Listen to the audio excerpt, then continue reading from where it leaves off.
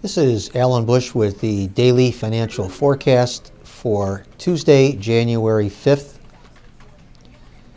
In the stock index futures, we did see some pressure in the overnight trade, this following weaker Chinese equity markets over the last couple of days. However, there was some recovery in the Asian stock markets this after the Chinese government came in with some buying of Chinese equities. So we did see the U.S. stock index futures market recovering to some degree. Also, we do have auto sales due later today, and we are anticipating better than expected numbers overall. Even though stock index futures are a little bit lower currently, I think we can see a move back to higher on the day.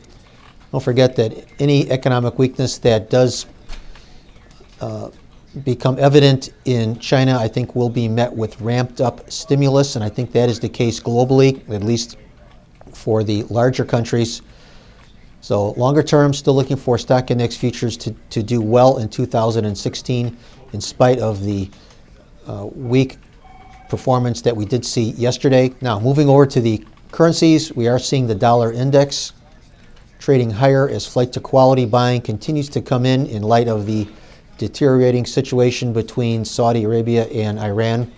Also, there is a seasonal for the dollar, suggesting that the dollar index will advance in the first quarter, with a top potentially taking place in March.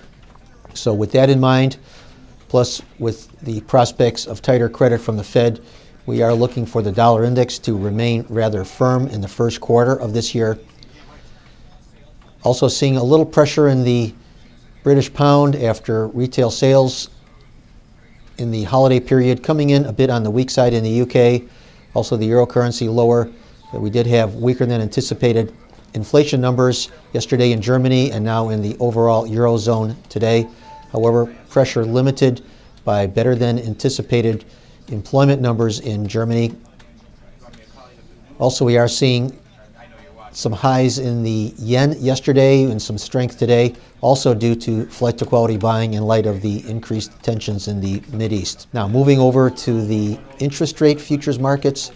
Yesterday, flight to quality buying coming in across the curve, with most of the gains taking place for the 30-year bonds. Today, however, we are seeing lower prices for the bonds, and as is the case quite often, flight to quality moves often last only a couple of days, and that seems to be the case again today in the 30-year bonds. Longer term, we feel that the bonds are headed lower as the Fed is likely to raise rates at least one or two more times this year, possibly more according to the Fed's predictions. Also, we are seeing core inflation rates globally starting to move higher. So longer term, look for lower in the bonds, and I think this is a trend that will last for quite some time, possibly through most of the current year, 2016.